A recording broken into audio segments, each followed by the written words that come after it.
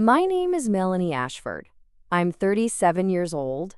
At 4:14 on Thanksgiving afternoon, my daughter stood in my parents' dining room with a canceled flight confirmation in one hand, a birthday card in the other, and asked my mother, "Why did you tell me Mom chose work over me?" The room smelled like roasted turkey, cinnamon candles, green bean casserole, and the sharp little panic that enters a family gathering when a child asks a question the adults have spent months avoiding. My father was standing near the sideboard with the carving knife still in his hand. My mother was frozen beside the china cabinet, wearing her burgundy holiday blouse and the pearl earrings she used when she wanted people to remember she was respectable. My older brother, Nathan, had one hand on the back of his chair, eyes moving from my daughter to me and then to the papers spread across the lace tablecloth. My daughter, Clara, was 12 years old. She had my eyes, her father's chin, and a way of going very still when she was hurt that frightened me because I recognized it too well. She was not crying. That almost made it worse. The canceled flight confirmation was printed on ordinary white paper. Raleigh-Durham to Minneapolis, July 18th, departing 6:32 in the evening. Passenger, Melanie Ashford. Status, canceled. Beneath it was the refund notice, the seat selection receipt, and the text thread from my mother that began with, "Do not come tomorrow. You will only confuse her." The birthday card was pale blue, covered in tiny silver stars. I had bought it in an airport gift shop 2 days before her birthday because the first card I bought at home had not felt right. Inside, in my handwriting, it said, "To my Clara, 12 years of loving you has been the greatest honor of my life. I will always find my way to you. Love, Mom." My parents had told her I was too busy. They had told my relatives I had chosen overtime. They had told my daughter I had decided a work emergency mattered more than her birthday. And for 5 months, Clara believed them. She believed them through the silence after unanswered calls. She believed them through the careful FaceTime conversations where she smiled too politely. She believed them when I mailed gifts later, and she thanked me in a voice that sounded like someone reading from a school worksheet. She believed them because children believe the adults who are standing closest to them, especially when the adult farther away has been made to look absent. My mother looked at the papers and then at Clara. "Sweetheart," she said softly, "you're too young to understand how complicated adult schedules can be." Clara did not move. "I understand a canceled ticket," she said. My father set the carving knife down. The sound of metal touching porcelain made everyone flinch. My mother looked at me then, not with guilt, but with accusation, as if the problem was not that she had lied, but that I had kept proof long enough for my daughter to find it. What they did not know was that I had not planned for that moment. I had saved the records because after years of being corrected, blamed, and rewritten by my parents, I had learned to keep paper between myself and their version of events. I had the ticket confirmation, the cancellation notice, the texts, the voicemail, the gift receipts, the photo of the packed suitcase, the shipping label for the necklace I had sent afterward, and the screenshot of the message from Clara's phone that my mother later admitted she had typed herself. But I had never wanted Clara to find out that way. I wanted her protected from the lie. I had not yet understood that sometimes protecting a child from the truth leaves her alone with the people who lied. This is that story. Before I tell you what happened in that dining room after Clara asked her question, tell me where you are listening from and what time it is there. Maybe you are wrapping presents after a long shift. Maybe you are sitting in your car outside a school pickup line. Maybe you are a mother who has been called too busy, too ambitious, too tired, or too absent by people who never counted what you sacrificed to show up. If you have ever had someone rewrite your love to a child because it served their control, leave a comment. And if stories about women who were betrayed, underestimated, quietly documented the truth, and then let the proof speak in front of witnesses mean something to you, like this video and subscribe to Ultimate Revenge. But before I tell you what Clara said next, I need to take you back to the beginning. I was born Melanie Whitaker in Cedar Falls, Iowa, in a yellow house with white trim, a backyard swing set, and parents who were admired by everyone who knew them casually. My father, Robert Whitaker, owned a small insurance agency on Main Street, and my mother, Suzanne, taught second grade for almost 30 years. They were church volunteers, casserole deliverers, school fundraiser people, the kind of parents other adults pointed to and said, "They raised their children right." From the outside, we looked steady. Inside, steadiness had rules. My father believed family reputation was a thing that could be damaged by tone of voice. My mother believed gratitude meant agreement. If someone in our house got hurt, the first question was not what happened, but who might hear about it. I learned early that pain was acceptable only if it could be made polite before company arrived. Nathan, my older brother, was the easy child because he understood the performance instinctively. He played baseball, dated nice girls, went into banking, married a woman named Lauren with good hair and better timing, and rarely challenged my parents unless he already knew they would agree with him. I was different. Not rebellious in any dramatic way. I made good grades, followed rules, worked part-time at the library, and kept my room clean enough that my mother never had a reason to open drawers. But I asked questions. I wanted reasons. I noticed when my mother said one thing in public and another in the kitchen. I noticed when my father called his anger disappointment, because disappointment sounded more Christian. I noticed that being obedient did not always mean being good. Sometimes it meant being convenient. My mother used to say, "Melanie has always had a strong will," in the same tone other mothers used for asthma or allergies. I had a strong will because I did not easily accept being told what I remembered was not what had happened. The object I carried from childhood into adulthood was a small red suitcase. It had belonged to my grandmother, my mother's mother, Eleanor, who had been the only woman in my family who could love people without managing their breathing. The suitcase was not large, hard-sided, scuffed at the corners, with a brass latch and a cream lining printed with tiny faded roses. My grandmother used it for weekend visits, and when I was little, she let me pack it with doll clothes and library books. When I was 17, after she died, I found a note inside the lining pocket. For Melanie, when she needs to go somewhere on purpose. That was all. No speech. No warning. Just a suitcase and a sentence. I took it to college. I took it when I moved for my first job. I took it the weekend I left Clara's father. I packed it for every trip that mattered. My parents hated that suitcase. Not openly, they simply made jokes about it. "Still carrying that old thing?"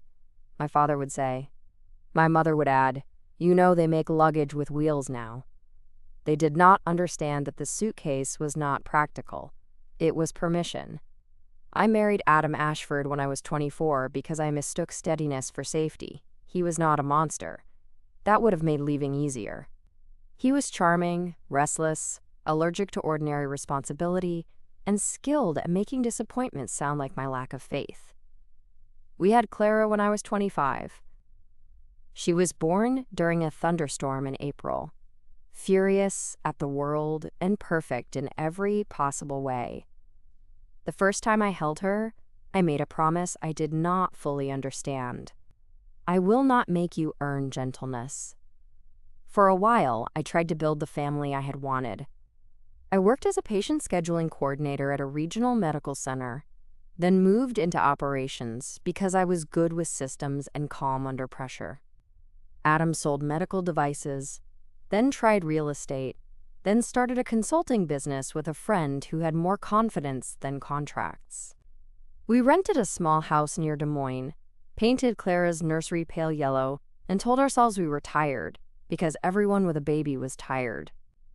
Then Adam began disappearing into work trips that produced no income. Bills piled up. My parents helped at first, but help from them always came with footnotes. My father said, If Adam can't provide stability, you have to think of Clara. My mother said, a child needs a calm home. They were not wrong. That was the frustrating part. They were often not wrong about the surface. They simply used correct observations as tools for control. When Clara was 7, Adam left for what he called a temporary separation and moved in with a woman he later married. I did not fall apart publicly. I went to work, I found a lawyer, I packed his things in cardboard boxes. I made Clara pancakes on Saturday because she had asked for them, and children should not have to eat grief for breakfast. My parents came that afternoon with grocery bags, sympathy, and opinions. My mother hugged Clara for a long time, then looked at me over her head. You should have told us things were this bad. I did. No, honey, you complained. That is not the same. My father walked through the house as if inspecting storm damage. You can't keep doing everything alone, he said. I know. You should come home for a while. Home. That word had always belonged more to them than to me. I did not move back, but I accepted help. That is where the trouble widened. They took Clara on weekends when my shifts ran long. They paid for gymnastics one semester when attorney fees hit at the same time as car repairs. They watched her during a mandatory work conference. Each favor became a small rope. At first, I was grateful. Then I began to feel the tug. My mother started correcting Clara's clothes. My father asked whether my apartment complex was the best environment. They told Clara, Mommy works so hard, but said it like an explanation for absence instead of admiration for effort. When I was promoted to clinic operations manager, my mother said, That sounds demanding. Are you sure it's wise with Clara still so young? Clara was 8. When I enrolled in an online master's certificate program to move into healthcare administration, my father said, You're ambitious, Mel. Just remember children don't pause. I remember standing in my kitchen with a dish towel in one hand, listening to the dishwasher rattle. I know my child does not pause, I said. He sighed. There's no need to be defensive. That was their word for a woman objecting to being misdescribed. Defensive. My parents' version of motherhood was simple if you did not look directly at it. A good mother was present in visible ways, preferably ways that did not require ambition, late nights, childcare puzzles, or money stress. A good mother baked for school events, attended every recital, remembered Spirit Week themes, and looked rested enough that other people could admire her. I did some of those things. I also worked late, packed lunches at midnight, took calls from staff during Clara's soccer games, studied after bedtime, and cried in the shower where the fan covered the sound. My parents saw the missed things more clearly than the carried ones. Clara saw both, but children are vulnerable to repetition. If a grandmother says often enough, Your mom wanted to be here but she's busy, the sentence begins to replace the mother herself. I did not understand how much damage was being done because I was too busy surviving the schedule they were criticizing. When Clara was 10, I accepted a new position in Raleigh, North Carolina. It was the kind of job I could not turn down. Director of Patient Access for a mid-size hospital network, better pay, better benefits, stable hours after the first year, tuition reimbursement, and a relocation package. It would allow me to pay off the last of my divorce debt and build a future that did not depend on my parents' help. The complication was timing.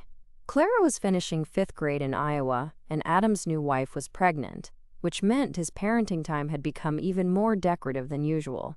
I planned carefully. I would move first in June, set up the apartment, finish onboarding, and fly Clara to Raleigh after her birthday in July so she could start middle school there in August. She would spend the first part of summer with my parents, who insisted they wanted, quote, one last Midwest summer with our girl. I hesitated. My mother cried. My father said, Do not punish us because you are leaving. Clara wanted to go because Grandma promised swimming, cousins, and a birthday party in the backyard with the old tire swing. I agreed. I signed travel consent forms. I wrote schedules. I gave my parents copies of medical insurance, school forms, Adam's contact information, my new address, everything. I made a calendar with call times. I gave Clara a little notebook and told her she could write down anything she wanted to tell me if phone calls fell too short. The night before she left with my parents, she sat on my bed while I folded clothes into her duffel. "Are you sad?" she asked. "Yes." "Then why are you letting me go?" "Because you want to spend time with them, and I'm going to be setting up boring apartment things and working a lot the first few weeks." She picked at the corner of my quilt. "Grandma says you always work a lot." I folded a shirt slowly. "I do work a lot."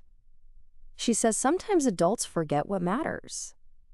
There it was. Not a knife from Clara. A knife carried by Clara because someone had placed it gently in her hands. I sat beside her. "Clara, you matter more than anything." "Then why do you have to move first?"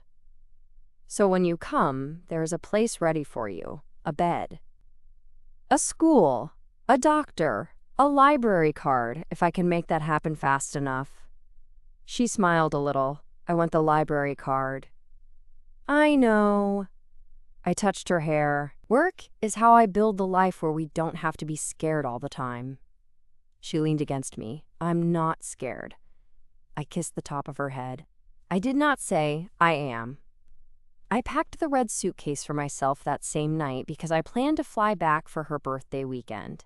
My job orientation schedule was brutal, but I had negotiated one personal day. I bought the ticket 2 months ahead because it was cheaper, and because I wanted the certainty sitting in my inbox. Raleigh-Durham to Minneapolis, then a short connection to Cedar Falls. Arrive Friday night. Party Saturday afternoon. Return Sunday evening. I bought Clara a silver charm bracelet with a tiny book charm, a moon charm, and a plain charm, because I wanted her to know distance did not mean disappearance. I bought the hardcover fantasy novel she had been waiting for, the purple sneakers she circled online, a watercolor set, and the pale blue birthday card with silver stars, after rejecting 7 cards that made motherhood sound too easy. I wrapped everything before I left Iowa. Then I packed the gifts in the red suitcase between layers of clothes so nothing would bend. The first weeks in Raleigh were harder than I admitted to anyone.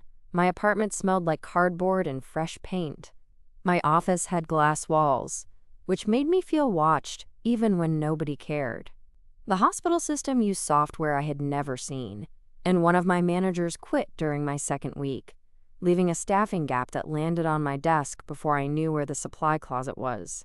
I worked 10-hour days, then assembled furniture at night with a screwdriver and determination that felt less noble when I put a shelf on backward. Every evening, I called Clara.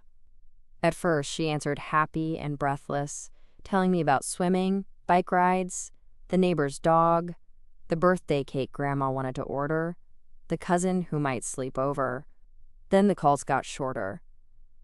My mother began answering first, then my father.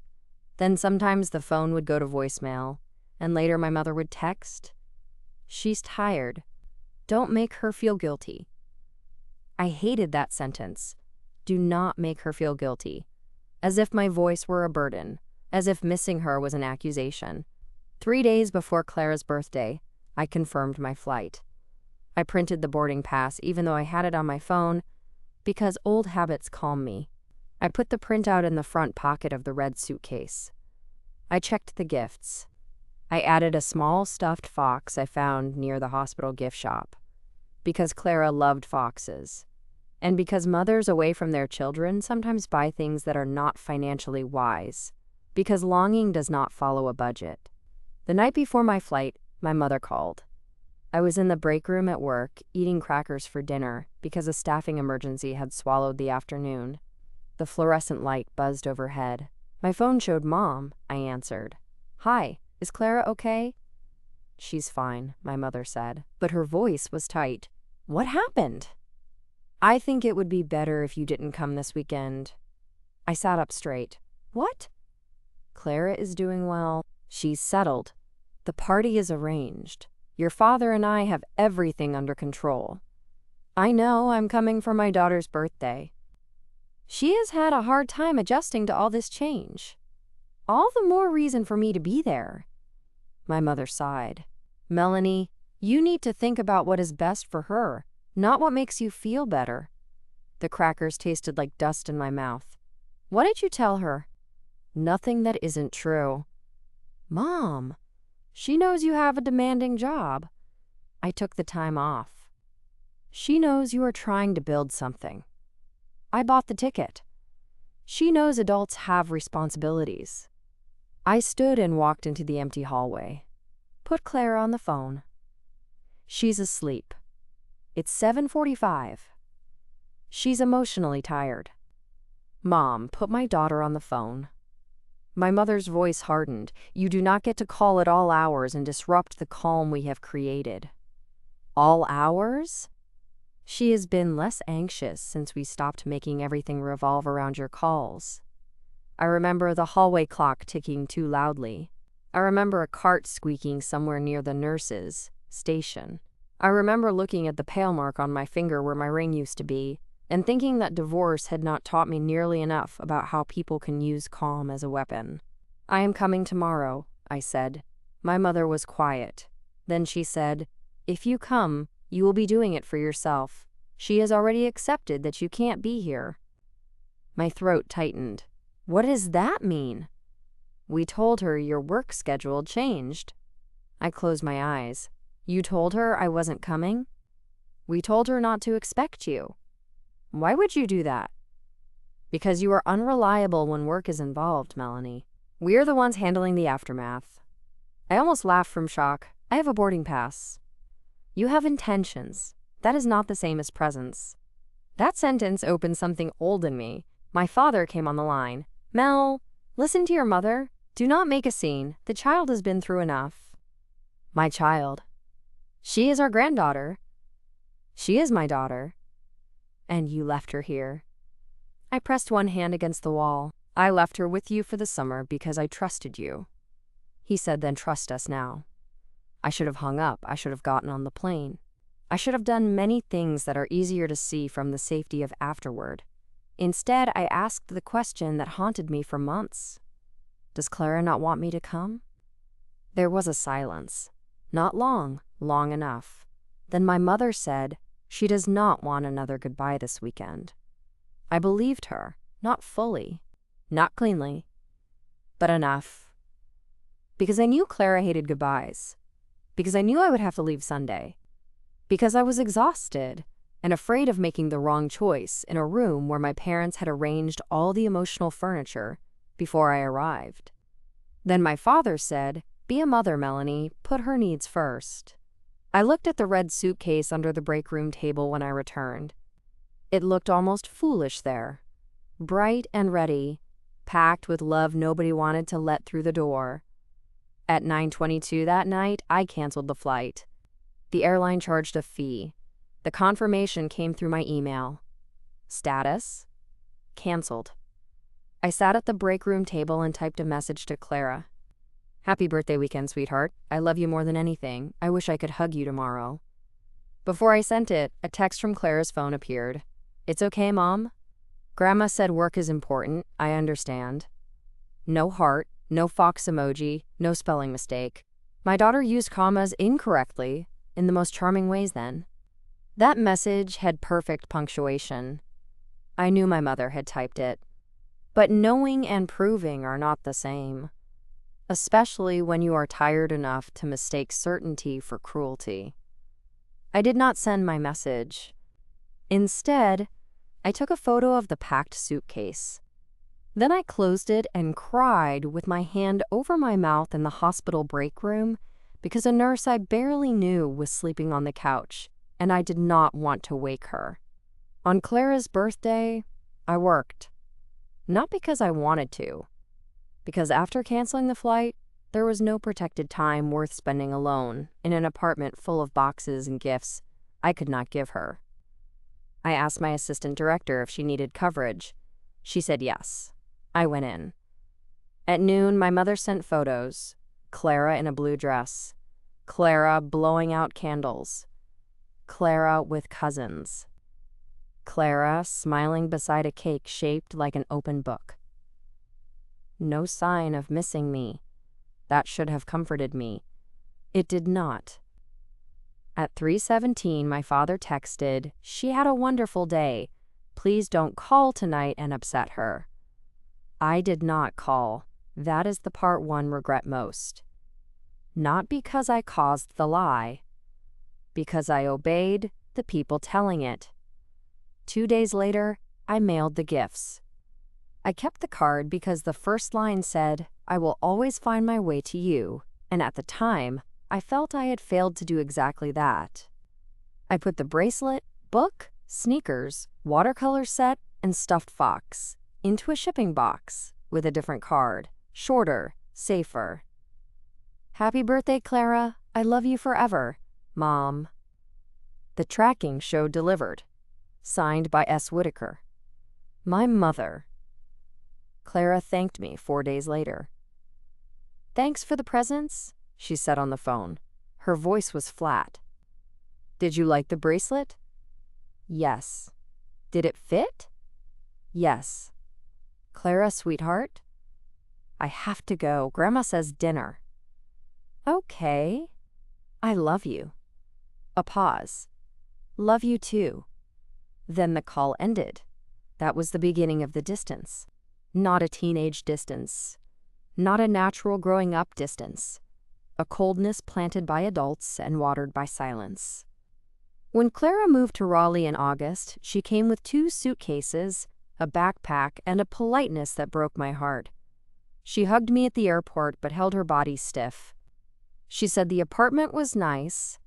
She said the school looked fine. She said Grandma told her not to be difficult because I was under a lot of pressure. I wanted to call my mother from the airport parking garage and scream. Instead, I took Clara home, made grilled cheese, showed her the room I had painted soft green, and gave her space to be angry at the mother she believed had chosen not to come. That fall was quiet work. I took her to school, I made breakfast, I learned the names of teachers, bus drivers, and the girl named Paige who shared her lunch table. I attended back-to-school night, soccer tryouts, library orientation, and a parent meeting about middle school math that should have been an email. I did not ask her to forgive me for something I had not done. I also did not dump the truth on her before she was ready to hold it. I called a family counselor instead. Her name was Dr. Elaine Porter, and she had an office with soft chairs, sand trays, and a large plant that looked healthier than any plant had a right to look indoors.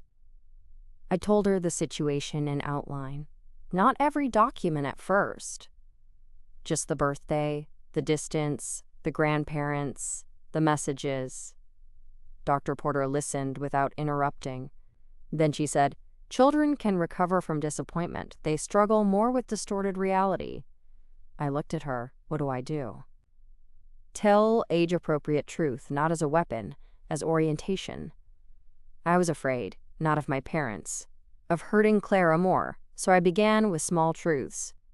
When she said, "Grandma says you miss things because you work too much," I said, "Grandma is wrong to explain my choices without asking me." When she said, "You didn't come to my birthday," I said, "I wanted to come. I was told you didn't want me there." She looked at me sharply. "I never said that." "I know that now." "Who told you?" I did not answer immediately. She pulled away.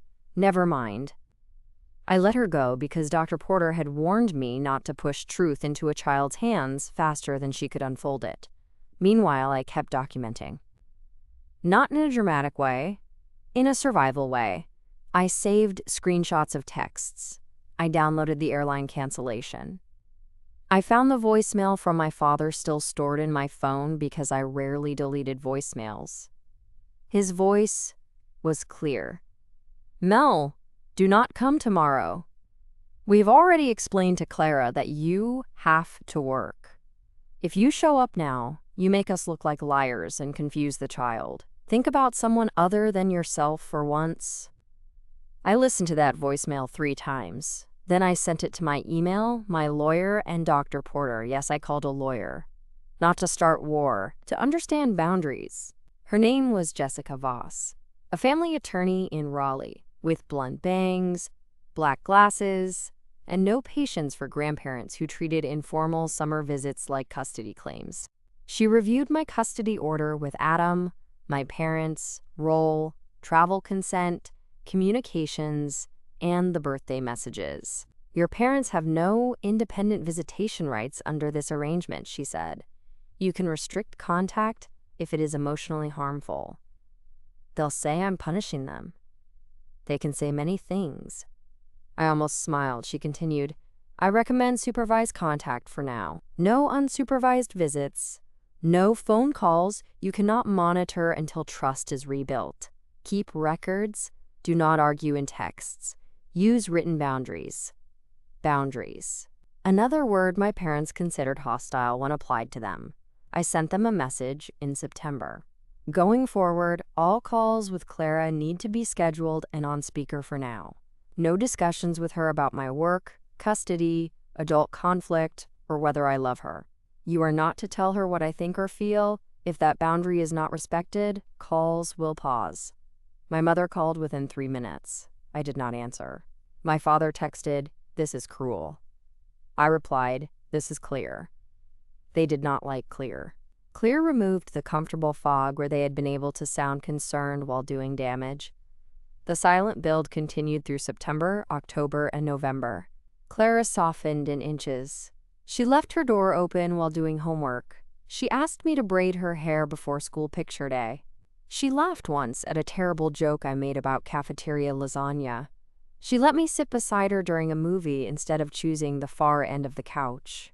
Then, on a rainy Saturday in early November, she found the red suitcase. She was looking for wrapping paper. Her friend Paige had a birthday party, and I told her there was gift wrap in the hall closet. I was in the kitchen making soup when I heard the closet door scrape, then the brass latch of the suitcase click. I froze. The red suitcase had been on the closet shelf since July. I had unpacked the clothes, but I had left the pale blue card in the front pocket with the flight printout, the seat receipt, and the photo envelope from the gifts. Not because I wanted Clara to find it, because I did not know where else to put the version of myself that had been ready to go. "Mom?" Clara called. Her voice was different. I turned off the stove. She came into the kitchen holding the canceled flight confirmation and the birthday card. "What is this?" I wiped my hands on a towel. "That is the ticket for your birthday weekend." She looked down. "You bought a ticket?" "Yes." "You canceled it." "Yes." "Why?" I leaned against the counter because my knees felt untrustworthy. "Because Grandma and Grandpa told me not to come. They told me you did not want another goodbye."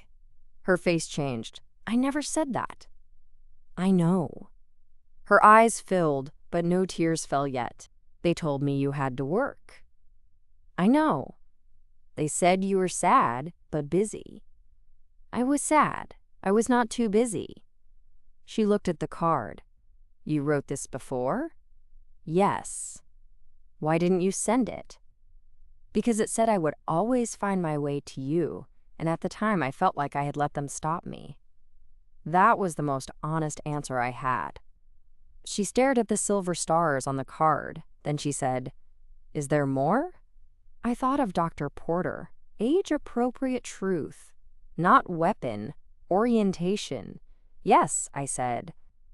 "There is more. We can look at it together, or we can wait. I want to see." So we sat at the kitchen table. I brought the folder. Not the whole legal file. Not every grievance. The birthday proof.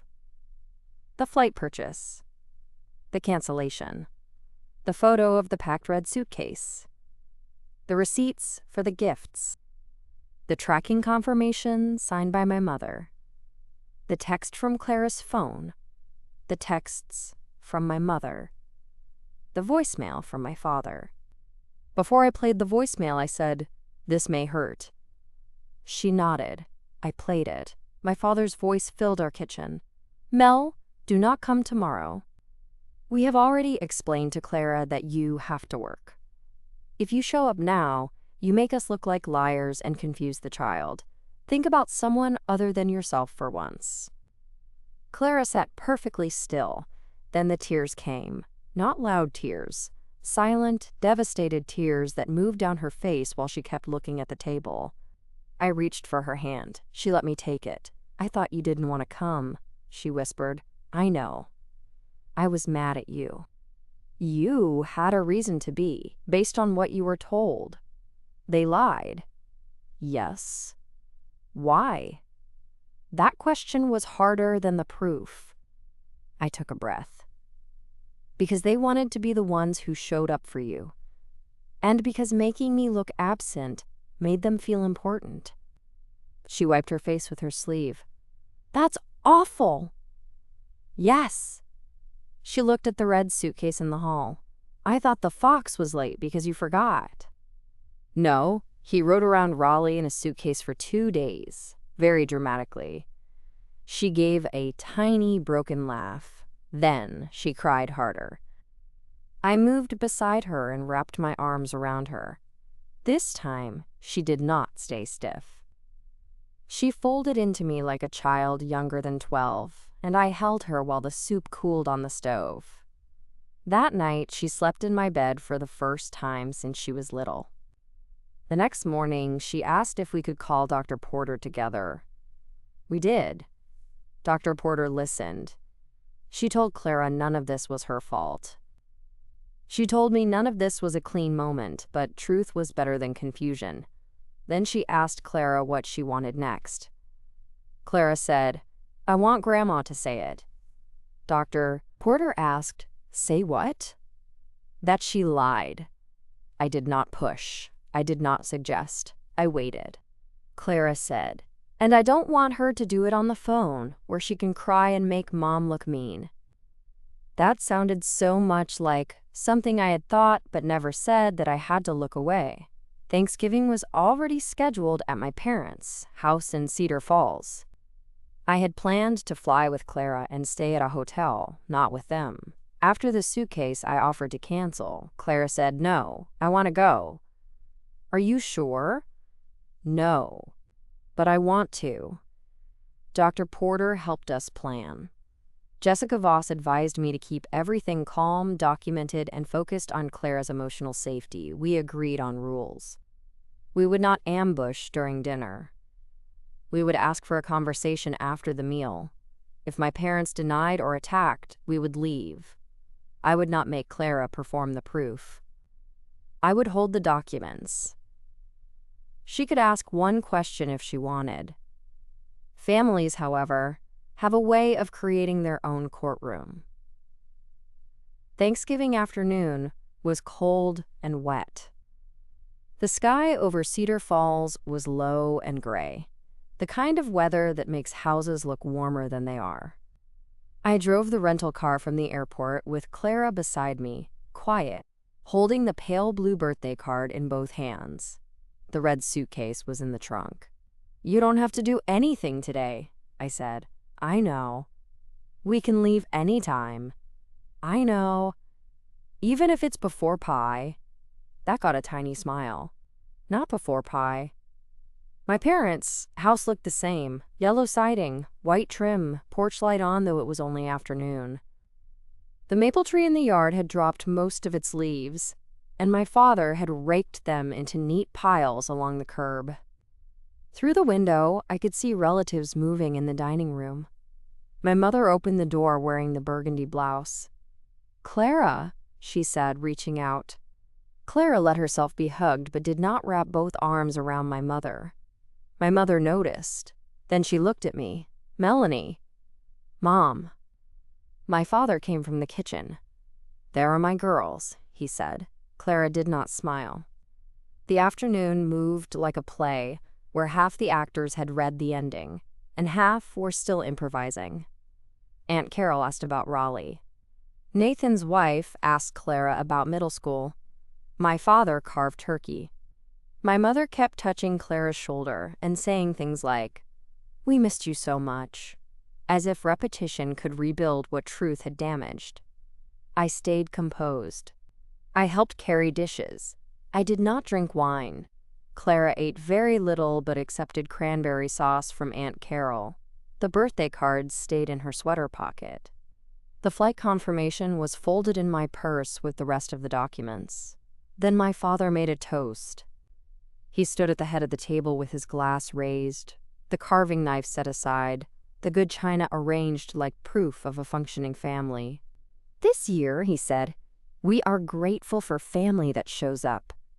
For the people who are here when children need them, who keep traditions, who make sacrifices quietly. Clara, sweetheart, your grandmother and I were so blessed to have you this summer." My mother dabbed her eyes. Clara went still. I felt the shift before anyone else noticed. My father continued, "In a world where everyone is busy chasing careers and personal goals, it matters that children know where home is." Nathan looked at his plate. Aunt Carol frowned slightly. My mother gave my father a warning glance, but it was too late.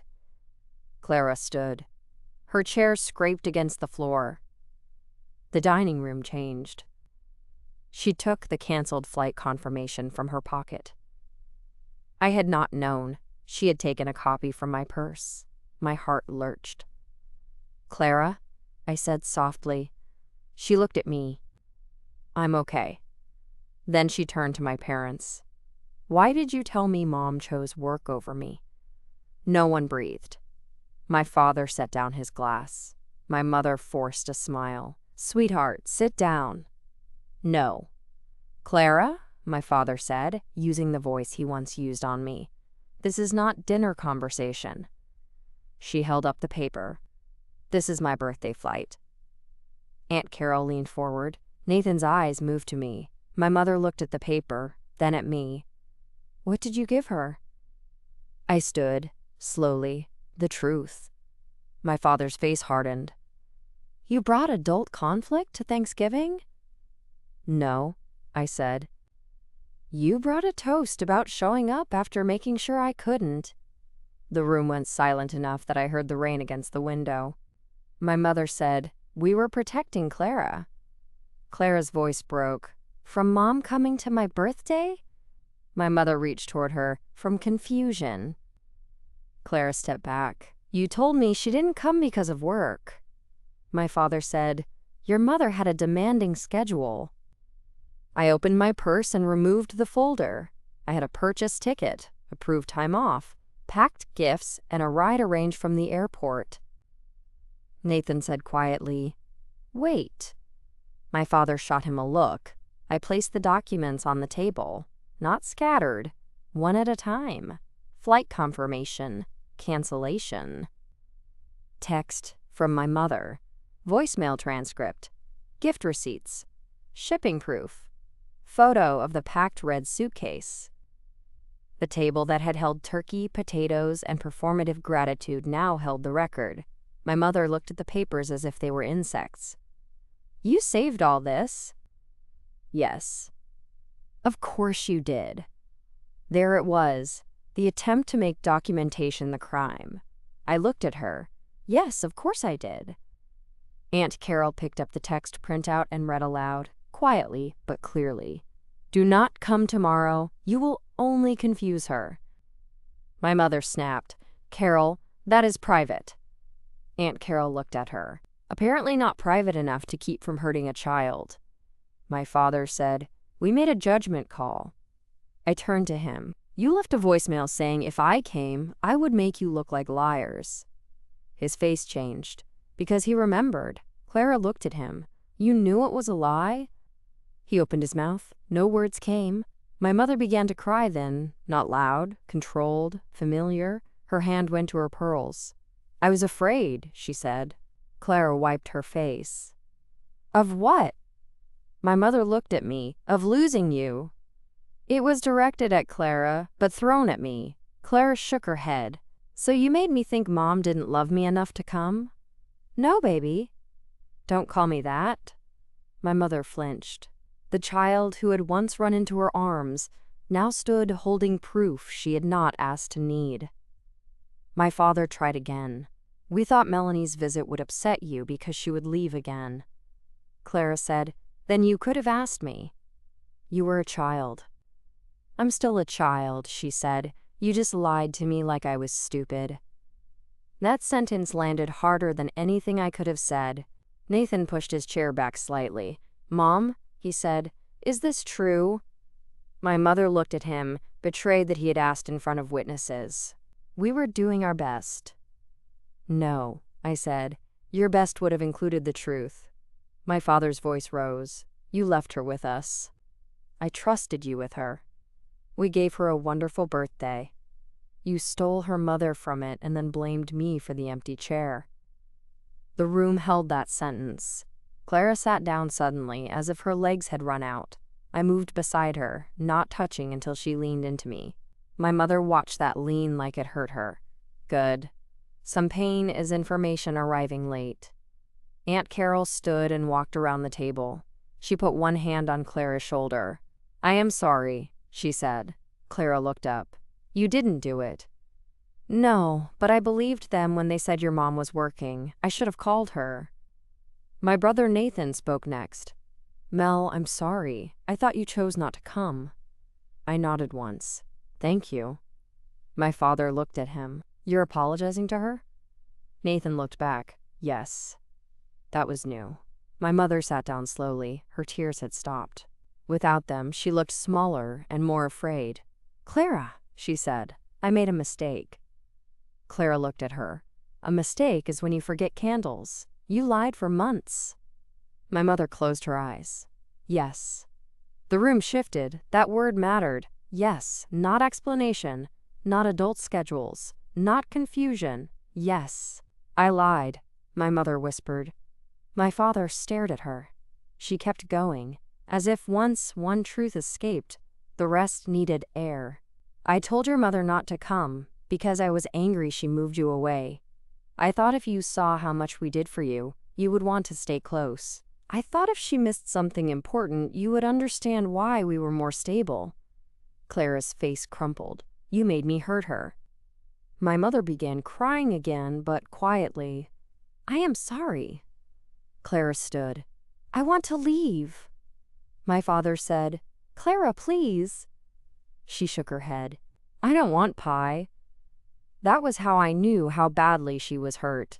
I gathered the papers, not because I needed to remove proof, but because I was done letting my family handle the record like decoration. I put them back in the folder. Clara took the birthday card and held it against her chest. My mother reached for her. Clara stepped away. Don't. My father looked at me with anger and something like fear. You are tearing this family apart. I looked at him. No, I am refusing to let you keep tearing my daughter apart quietly. Aunt Carol said, Robert, enough. He turned toward her, shocked. She said, you heard the girl. The girl, not the child, not our Clara. The girl with her own pain, her own memory, her own right to the truth. I helped Clara into her coat. Nathan walked us to the door. Outside, the air was cold and wet. Clara moved quickly to the rental car, then stopped beside the passenger door. Mom? Yes. Did you really pack the red suitcase? Yes. With the gifts? Yes. Can I see it? It's in the trunk. She nodded. I opened the trunk. The red suitcase sat there under our coats, scuffed, old, the brass latch catching the porch light. Clara touched it like it was proof with handles. Grandma said you didn't even try. I know. She leaned into me then, hard. I'm sorry I believed her. I held her. You were 12. You trusted people who were supposed to tell you the truth. Her voice was muffled against my coat. I missed you. I missed you too. Behind us, the front door opened. My mother stood on the porch, but she did not come down the steps. For once, she seemed to understand that not every distance belonged to her to close. We left. At the hotel, Clara asked to read the birthday card again. She sat cross-legged on the bed in her pajamas, hair still damp from the shower, and read it silently 3 times. Then she placed it on the nightstand beside the fox I had packed for the trip, because after she found the truth, she started sleeping with him again and pretended not to. "Can we celebrate tomorrow?" she asked. "Your birthday? The one they ruined." I lay down beside her. "Yes." So the next day, while my parents called and texted and left messages I did not answer, Clara and I had a birthday redo in Cedar Falls. We went to the bookstore. We bought cupcakes. We drove past my grandmother's old apartment, and I told Clara about the red suitcase. We ate dinner at a diner where the waitress called everyone honey, and the fries were too salty. I gave her the original pale blue card properly across the table with the bracelet charm I had held back, because I had never been ready to let that birthday be finished. She put the bracelet on immediately. The plain charm rested against her wrist. "I thought the plain charm was weird when I got it," she said. I smiled sadly. It had context. Grandma took the card away from the shipped box. I went still. "What?" She said there wasn't one, just the short one, but the box looked like it had been opened. My hands tightened around my coffee cup. Another small theft. Another piece of proof. Not on paper this time, but in my daughter's memory returning to itself. "I'm sorry," I said. She looked at me. "You say that a lot." "I know." "You didn't do this part." "No." "You can be sorry it happened without being sorry like it's your fault." I stared at her. Sometimes children hand you back your own healing in language you did not know they had. "You're right," I said. She ate a fry. "I know." The months after Thanksgiving were not simple. My parents did what people like them often do after public exposure. First apologies, then explanations, then hurt, then attempts to regain access by sounding reasonable. My mother sent long emails with subject lines like, "My heart," and "Please read when ready." My father left voicemails saying he had reacted poorly, but I had to understand the stress they were under. They both asked to speak to Clara privately. I said no. Jessica helped me write a formal boundary letter. For the next 6 months, contact with Clara would occur only through scheduled video calls with me present or through family therapy if Clara chose. No unsupervised visits. No discussions about the birthday unless Clara initiated. No statements about my work, my love, my parenting, my decisions, or whether she should live near them. Any violation would pause contact. My father called it legalistic. I called it overdue. Clara began seeing Dr. Porter weekly for a while. I joined when invited. Sometimes she was angry at my parents. Sometimes she was angry at me for not coming anyway. I accepted that. The truth did not erase my part in the outcome. I had been manipulated, but I had still canceled the flight. She needed space to say, "I wish you had come," and I needed the courage not to defend myself before hearing the wound. "I wish you had come," she said one session, voice shaking. "I do too, even if I said not to." "You didn't say that." "But if I had." I thought about the break room, the red suitcase, my mother's voice, my own exhaustion. "Then I should have asked to hear it from you." She cried. So did I. Dr. Porter handed us tissues and said nothing, which is sometimes the most expensive part of therapy and the most useful. My mother's first real apology came in February, not in an email. In therapy. Clara agreed to one session with my parents over video, with Dr. Porter present. My parents sat side by side on their couch in Cedar Falls. My mother looked older. My father looked angry at needing help but afraid of losing more. Dr. Porter began with rules. No blaming, no minimizing, no speaking for Clara, no using tears to end the conversation. My mother flinched at that last one. Clara sat beside me, bracelet on her wrist. Fox charm added later from a craft shop, because she said the bracelet needed the whole story. Dr. Porter asked Clara what she wanted to say. Clara held a notebook in both hands. You made me think Mom didn't care. I cried after my birthday because I thought she picked work. I was mean to her when I moved because I was hurt. You made me hurt the person I needed." My mother covered her mouth and lowered her hand because Dr. Porter had said no hiding behind tears. "I am sorry," she said. Clara waited. My mother continued. "I lied to you. I lied because I was angry your mother moved, and because I wanted to feel like you needed me more. That was wrong. It was not your mother's fault. It was mine." My father looked down. Dr. Porter said, "Robert?" He swallowed. "I participated," he said. That sounded like a board meeting, but it was a start. Clara said, "Say it normal." My father closed his eyes. "I lied too." Clara nodded once. "Okay. Not forgiveness, not absolution, a receipt." Over time, Clara chose limited contact. Short calls. Then, one supervised visit in Raleigh. My mother brought a gift and asked before giving it. My father tried to comment on my work hours, caught himself, and said, "How is your job going?" instead. The difference was clumsy but real. Trust did not return quickly. It should not. My parents wanted a path back to what they called normal. I told them normal had allowed the lie, so normal was not the goal. Clara and I built new rituals. Birthday redo became an annual thing, not because the first one stayed ruined, but because we liked claiming more joy than one calendar day could hold. Every July, on her actual birthday, we celebrated. And every November, near Thanksgiving, we had what she called the found birthday. Cupcakes, bookstore, no grandparents unless she invited them, and one small gift connected to travel, truth, or foxes. The red suitcase lives at the top of my closet now, but not hidden behind winter coats. Clara knows where it is. Sometimes she asks to use it for sleepovers, even though it has no wheels and barely holds modern shoes. She says it makes her feel like she is going somewhere on purpose. That is what my grandmother wanted for me.